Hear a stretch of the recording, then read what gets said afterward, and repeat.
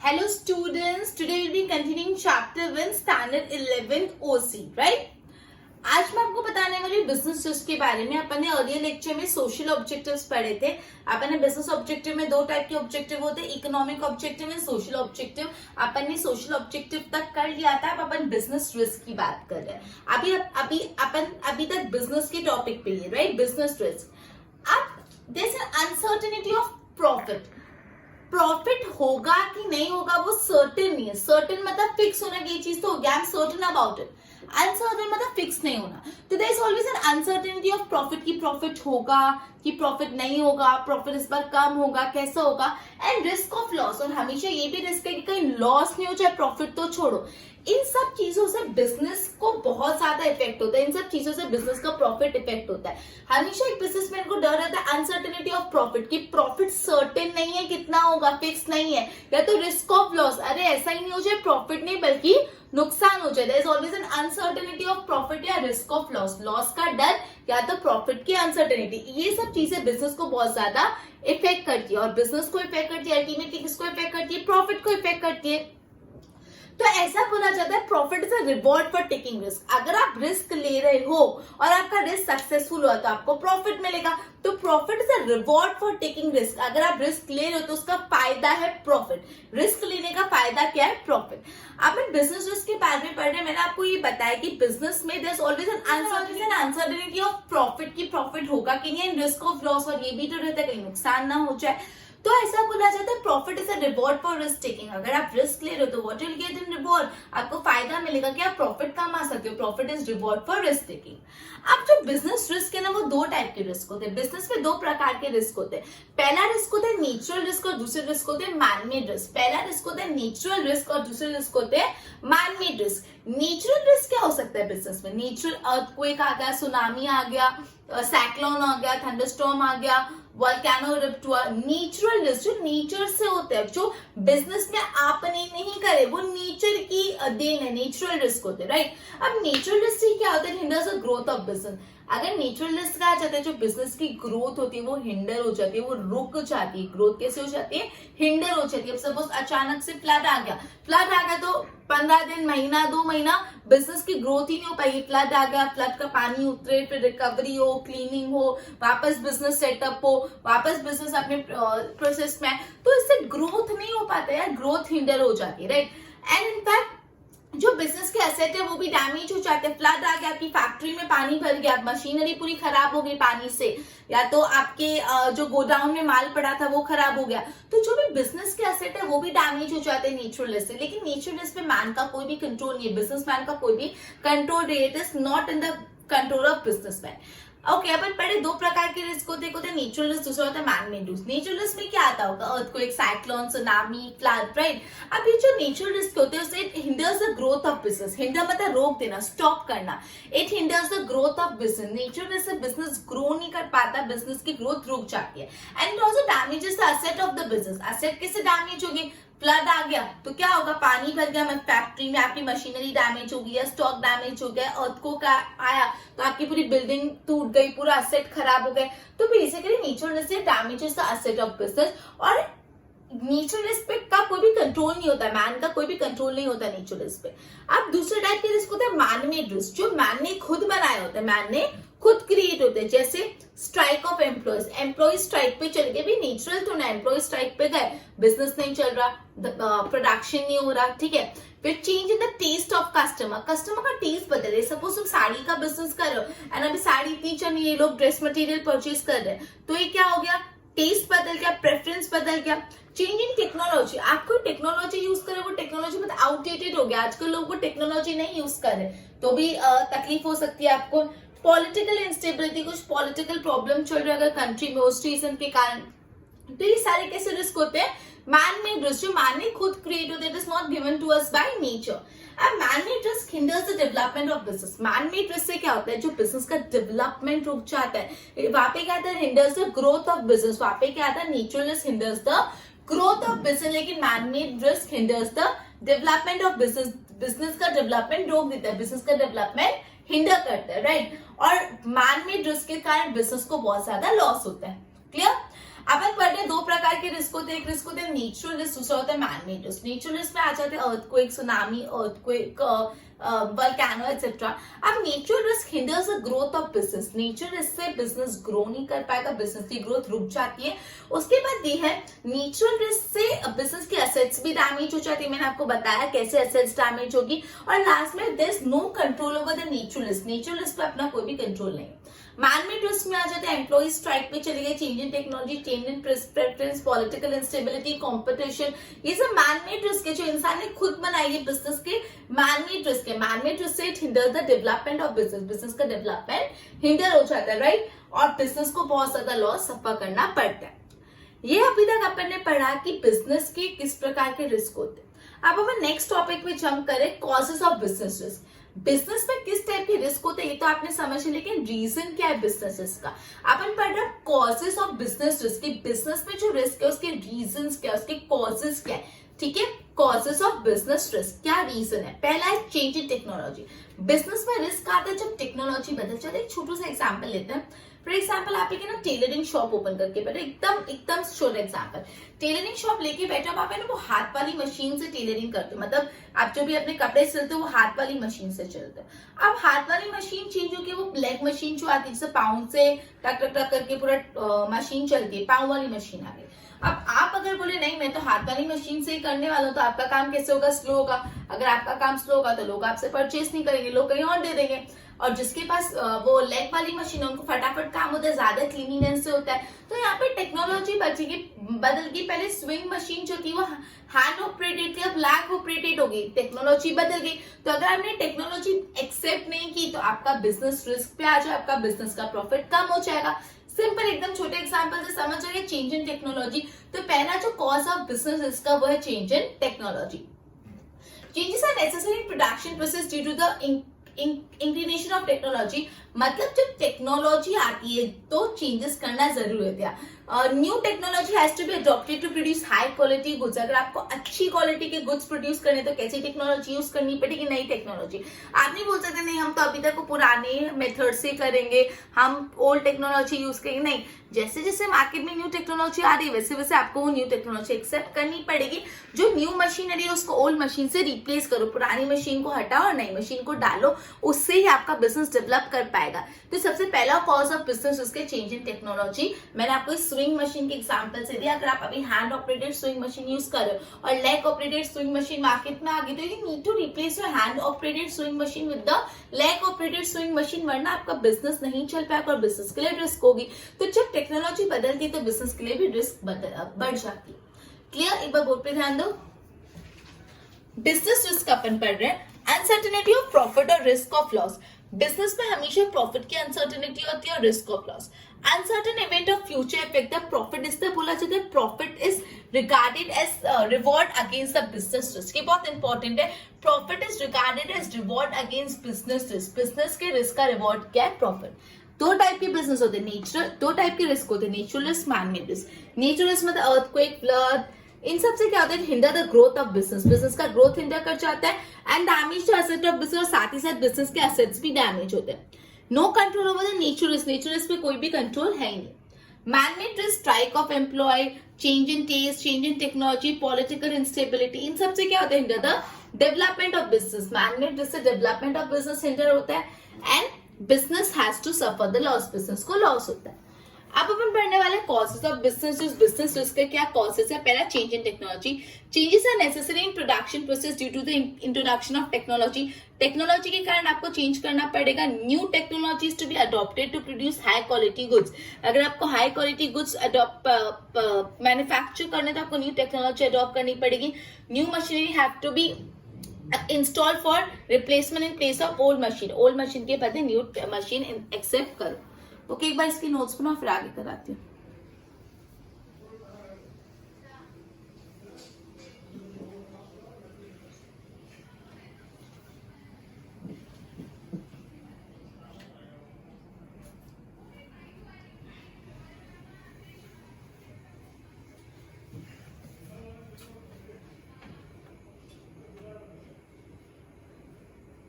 Upon causes of business risk पढ़े, जिसमें सबसे पहले अपन ने चेंज इन टेक्नोलॉजी पढ़ा कि जब टेक्नोलॉजी बदलती है तो बिजनेस के लिए रिस्क हो जाता है, बिजनेस के लिए थ्रेट हो जाता है। अभी अपन पढ़ते हैं थ्रेट ऑफ सब्स्टिट्यूट प्रोडक्ट। जो सब्स्टिट्यूट प्रोडक्ट है उसका डर। सब्स्टिट्यूट प्रोडक्ट मतलब क्या होता है? सब्स्टिट्यूट प्रोडक्ट मतलब वो प्रोडक्ट जैसे टी के बदले कॉफी, तो टी और कॉफी के साथ सब्स्टिट्यूट प्रोडक्ट, ये नहीं तो दूसरा उसके बदले यूज कर सकते हैं, ठीक है। बॉल पेन, फाउंटेन पेन, ये तो ये, ठीक है। कांच के बर्तन और नॉर्मल स्टील के बर्तन, मतलब सब्स्टिट्यूट प्रोडक्ट मतलब इसके अलावा दूसरा भी यूज कर सकते हैं, इसको उसके बदले सब्स्टिट्यूट कर सकते हैं। तो हमेशा सब्स्टिट्यूट प्रोडक्ट का थ्रेट रहता ही, थ्रेट बना ही रहता है, राइट। अब कस्टमर में turn to substitute product because of change in technology. ये डर रहता है कि कस्टमर सब्स्टिट्यूट प्रोडक्ट में चले जाता है because of change in technology. जैसे टेक्नोलॉजी बदली तो पुराना जो प्रोडक्ट था वो यूज नहीं करता और नया प्रोडक्ट यूज करता है, मतलब सब्स्टिट्यूट प्रोडक्ट यूज करते हैं। जैसे ball pen instead of fountain pen. पहले फाउंटेन पेन बहुत चलती, लेकिन टेक्नोलॉजी बदली और कैसे पेन आई? Ball pen. तो लोग किस पे शिफ्ट हो गए? बॉल पेन, और उन्होंने फाउंटेन पेन को छोड़ दिया। पहले कॉपर के वेसल्स यूज होते थे, अब कॉपर के बदले किसके वेसल्स यूज होते? स्टील के वेसल्स यूज होते।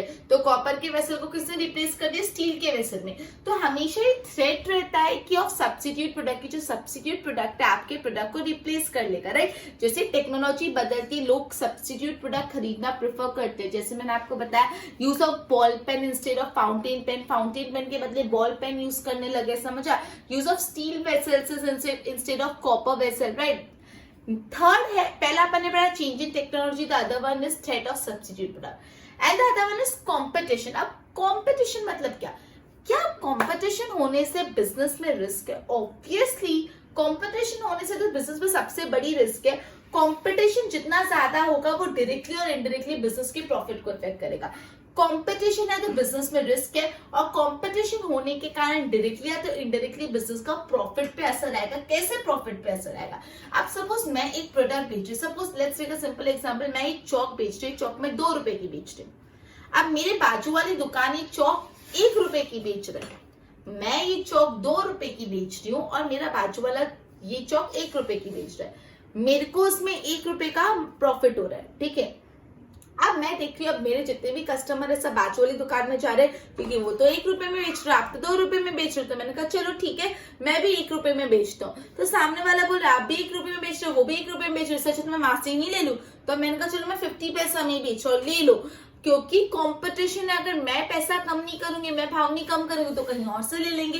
कंपटीशन है, जब कंपटीशन होता है तो आपको आपकी सेल प्राइस रिड्यूस करनी पड़ती है कि आपको अपना प्रोडक्ट बेचना है, और साथ ही साथ एडवर्टाइजमेंट भी करना पड़ता है। जैसे मैं भी चौक बेच रही हूँ, बाजू वाला भी चौक बेच रहा है, तो मैंने बाहर सब बोर्ड लगा दिया कि हमारे यहाँ सबसे सस्ता मिलेगा, या व्हाटएवर जो भी एडवर्टाइजमेंट करते हैं। कहीं न्यूज़पेपर में एडवर्टाइजमेंट दे दिया, कहीं मार्केटिंग करा दी, टीवी में एड दे दी, जो भी एडवर्टाइजमेंट लोगों तक पहुंचाई ये बात कि I am giving you this chalk at a very lower and cheap price, right.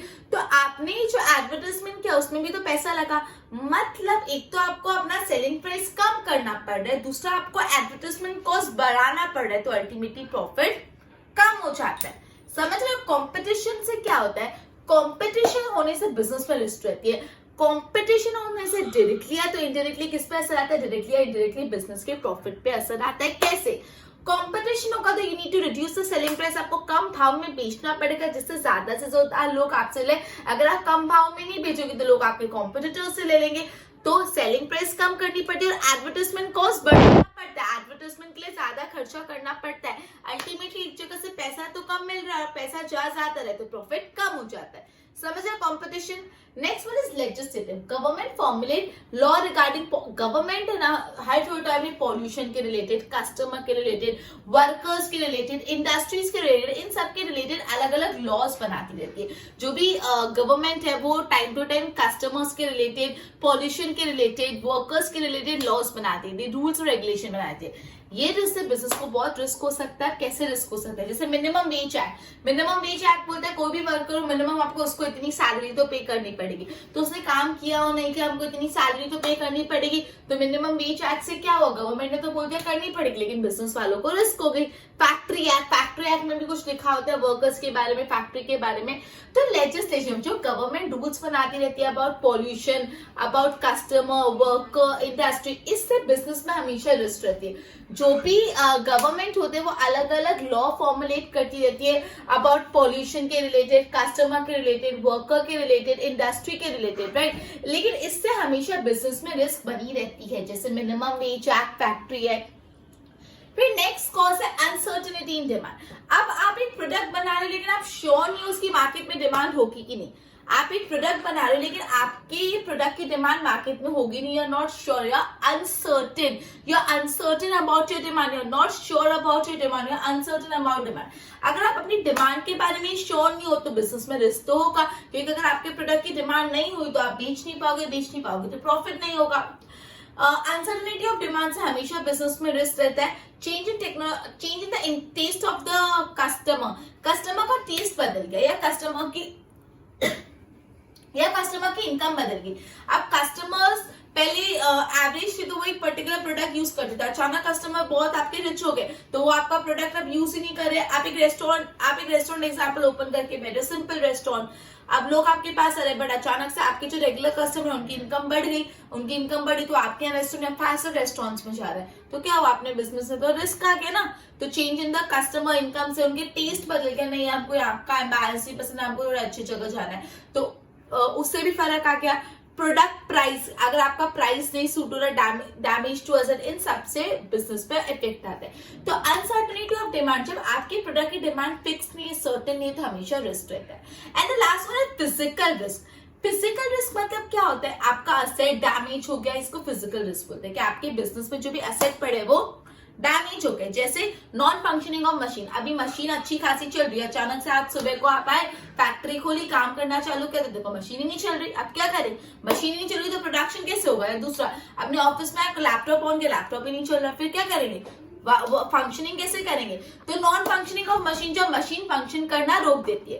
Damage in transit of goods, अगर आपने अपना गुड्स एक जगह से दूसरी जगह पहुंचाया और रास्ते में वो गुड्स खराब हो गए, रास्ते में वो गुड्स डैमेज हो गए, सपोज हमने कुछ पर्टिकुलर अमाउंट का गुड्स एक जगह से दूसरी जगह बेचाया, रास्ते में प्रॉपर्ली आपने उसको कवर नहीं किया और बारिश है, आपका पूरा गुड्स डैमेज हो गया, तो भी रिस्क हो सकती है। तो ये सारे फिजिकल रिस्क होते हैं। फिजिकल रिस्क मतलब डैमेज टू द असेट पे डैमेज होता है, जैसे नॉन फंक्शनिंग ऑफ मशीन आपके अचानक काम नहीं चल रही है तो आपका गुड्स डैमेज हो जा रहा है इन ट्रांजिट, समझ आया। तो ये सारे थे कॉजेज ऑफ बिजनेस रिस्क। क्या कहते हैं, एक बार मैं समअप कराती हूँ। सबसे पहला कॉज था बिजनेस रिस्क का चेंज इन टेक्नोलॉजी। मैंने बोला कि टेक्नोलॉजी बदल रही है और आप नहीं बदल रहे तो आपके लिए रिस्क है। फिर थ्रेट ऑफ सब्स्टिट्यूट प्रोडक्ट, अगर सब्स्टिट्यूट प्रोडक्ट आपके प्रोडक्ट को रिप्लेस कर दे तो आपका प्रॉफिट बिल्कुल कम हो जाएगा, ये भी रिस्क है, थ्रेट ऑफ सब्स्टिट्यूट प्रोडक्ट। फिर अपने पढ़ा कॉम्पिटिशन से डायरेक्टली या तो इनडायरेक्टली बिजनेस के प्रॉफिट को असर आता है। कैसे, मैंने बताया, कंपटीशन होगा तो आपको सेलिंग प्राइस कम करनी पड़ेगी, एडवर्टाइजमेंट कॉस्ट। बट गवर्नमेंट है ना रेगुलर बेसिस पे अलग अलग लॉज बनाती है अबाउट कस्टमर्स, अबाउट पोल्यूशन की, इतना पोल्यूशन नहीं कर सकते, अलाउड नहीं है, अबाउट इंडस्ट्री, ये अलग अलग जो रूल्स एंड रेगुलेशन गवर्नमेंट बनाती है उससे बिजनेस में रिस्क होती है, जैसे factory act, minimum wage act. फिर अपने बड़ा अनसर्टेनिटी ऑफ डिमांड, अगर आप जो चीज बेच रहे हो उसकी डिमांड है कि नहीं, उसके लिए आप श्योर नहीं हो तो आपका बिजनेस ऑब्वियसली एट स्टेक है, ऑब्वियसली एट रिस्क है कि आप जो बेच रहे हो उसकी डिमांड सर्टेन होनी चाहिए। फिर फिजिकल रिस्क मतलब आपकी जो एसेट्स है उनको डैमेज हो रहे हैं, जैसे आपकी मशीनरी है, मशीनरी नॉन फंक्शनिंग होगी, मतलब मशीनरी काम करना बंद हो गई, या तो damage of goods in transit, रास्ते में आपने गुड्स बेचा, आपने गुड्स एक जगह से दूसरी जगह बेचा लेकिन इन ट्रांसिट मतलब रास्ते में वो खराब हो गए, तो ये सारे जो रिस्क है फिजिकल रिस्क है, राइट। एक बार बोर्ड पे ध्यान दो। Threat of the substitute product. Customer may return to the substitute product due to the change in technology. Example, ball pen in place of fountain pen, vessel of steel in place of copper and brass. ठीक है। Competition increases the businesses which directly and indirectly affect the business profit. Competition से risk बढ़ती है जो directly indirectly profit को affect करता है। Sale price of the product is to be reduced. Sale price of the product कम करनी पड़ेगी। Advertisement expenses to be incurred, एक तो सेल प्राइस कम करो, दूसरा एडवर्टाइजमेंट एक्सपेंस इंक्रीज करो, तो अल्टीमेटली आपका प्रॉफिट तो कम हो जाएगा ना। To maintain position in market and to face competition, अगर कंपटीशन फेस करना है तो आपको आपकी सेल प्राइस कम करनी पड़ेगी और आपको अपना एडवर्टाइजमेंट कॉस्ट बढ़ाना ही पड़ेगा, इससे अल्टीमेटली प्रॉफिट कम हो जाता है। Legislation, government formulate laws regarding the pollution, customer, worker, industry. These law causes risk to the business. इस law से business में risk होती है. Example, minimum wage act, factory act. Uncertainty in demand. It causes risk. Change in the technology, income, ये सब risk होती है. Physical risk, damage to the asset. आपके assets damage हो रहे हो, physical risk है. Example non functioning of machine, machine काम करना छोड़ दी, and equipment and damage of the goods in transit, ये सारे फिजिकल रिस्क होते हैं. क्लियर? आई होप इतना क्लियर हो. एक बार इसके नोट्स बनाओ.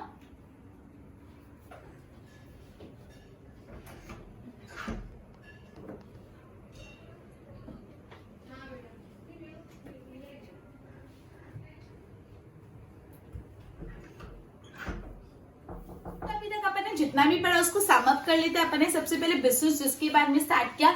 बिजनेस में अलग अलग रिस्क होती है. बिजनेस रिस्क से प्रॉफिट कम हो जाता है, राइट? बिजनेस रिस्क से प्रॉफिट कम हो जाता है. तो प्रॉफिट क्या होता है? It is a reward for taking risk. Profit है रिवॉर्ड. अगर आपने रिस्क लिया तो प्रॉफिट आपका एक रिवॉर्ड है. दो टाइप के रिस्क होते हैं, natural risk, manmade risk. Natural risk earthquake, tsunami, ये सब नेचुरल रिस्क से ग्रोथ हिंडर होती है और एसेट डैमेज होते हैं. और नेचुरल रिस्क पे कोई कंट्रोल नहीं होता. मैनमेड रिस्क होते हैं, स्ट्राइक्स पे एम्प्लॉय चले गए, change in technology, change in demand. अब इसे hinder the development of business. Business का डेवलपमेंट हिंडर होता है, बिजनेस को बहुत नुकसान होता है, राइट?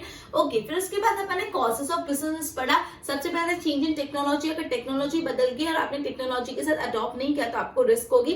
न्यू मशीनरी को न्यू मशीनरी को ओल्ड मशीनरी से रिप्लेस करो.